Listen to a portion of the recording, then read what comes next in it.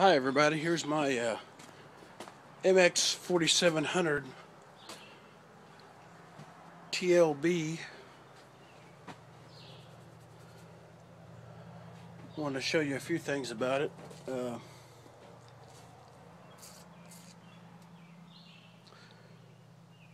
me raise this hood here. You gotta tilt this front guard forward, and then it'll let you open the hood up. There we go.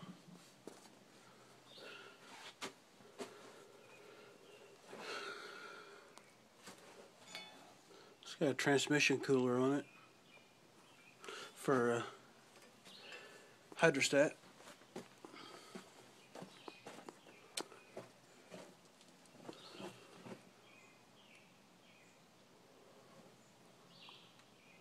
It's got good power.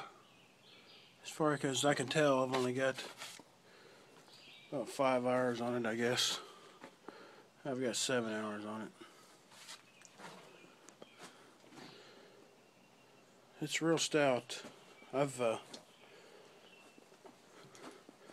changed the width on the tires, swapped the tires around, and made it a little bit wider in the back, give it more stability. This backhoe's great. I got a thumb kit for it, mechanical thumb, 18-inch bucket.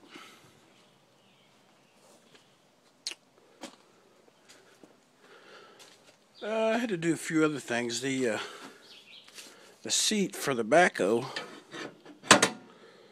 was up. There's no adjustment on the seat, so if you want to change it, you got to move the frame on the backhoe itself. And I moved it all the way back as far as it'll go. And it's still a little too close, but I'll be able to survive with it. It's not really. There's not really a whole lot of room in there for a big person like me. I'm about 6'1", 245. But other than that, it's okay. I just wish there was an adjustment on the seat. Every time you get on and off of it, you have to let the seat down so you can get your legs through here and then down to the ground. But other than that, it's okay. Also did something else here with the if you're running the 3-point the arms on it for the for attachment, you have to secure them, your bottom links, to the back of the transmission back there, and you have to take a bolt out on each side. Well, being out in the field, I don't like to have a bunch of wrenches and stuff that you need, so I took those bolts out and welded some washers, flat washers on the end of them. That way you can turn them in and out by hand instead of having to use a 14mm wrench. And I painted them orange. That's kind of an improvement I wanted to do to it. And the drawbar.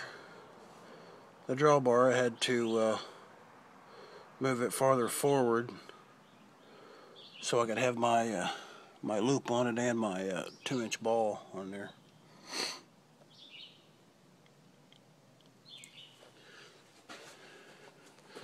One other thing I did was the seat. The seat was too low for me, so I raised it up. I stacked some washers underneath the seat frame, and then I raised it up. Raised it up at least 1 inch. And also I put some washers underneath the seat frame to the bottom of the top of the transmission there too, and leaned it back because it seemed like it leaned too far forward, and it seemed like you couldn't stay in the seat.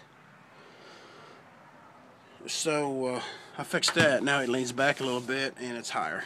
So I'm sure a lot of people will have to tinker with that to make it feel more comfortable for them.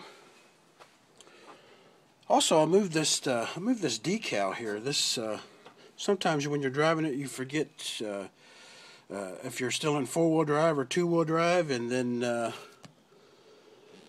when you're in the seat, you have to lean forward way up here in the front to determine which drive it's in. So I moved the sticker up here on the top, so you don't have to lean forward so much to find out what gear it's in.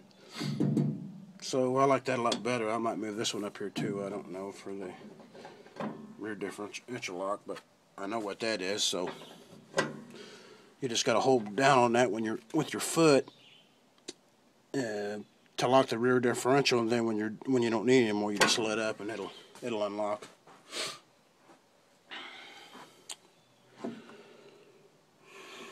And I guess that's really about all I've done so far. You know, when you get these things, it seems like you got to tinker with them to do the things you want them to do. I've got a 72-inch quick release bucket on there on the front. That's really nice. That's a nice feature for these. Let me let this down here.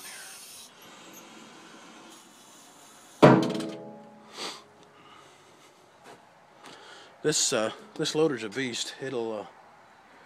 It's stout. It'll pick up just about anything I've had in this bucket. I've had this bucket completely full of wet gravel, and it picked it up like it was pretty much nothing. So it's pretty strong.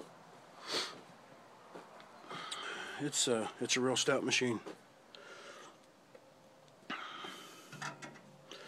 Other than that, I haven't had too much time to use it, but this is an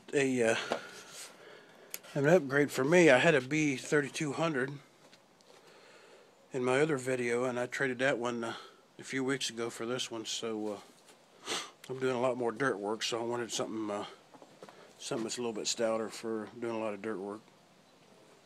But it's a great outfit. It's real strong.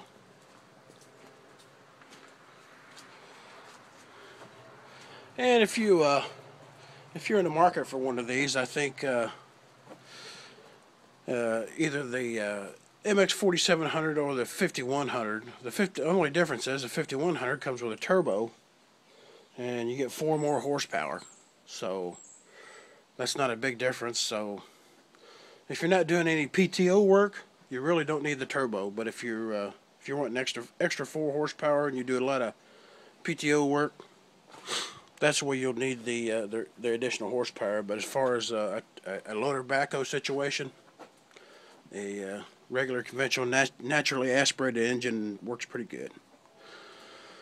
Because you know, if you're using a backhoe, you don't use a lot of throttle anyways. You just use just a little bit above idle, really. So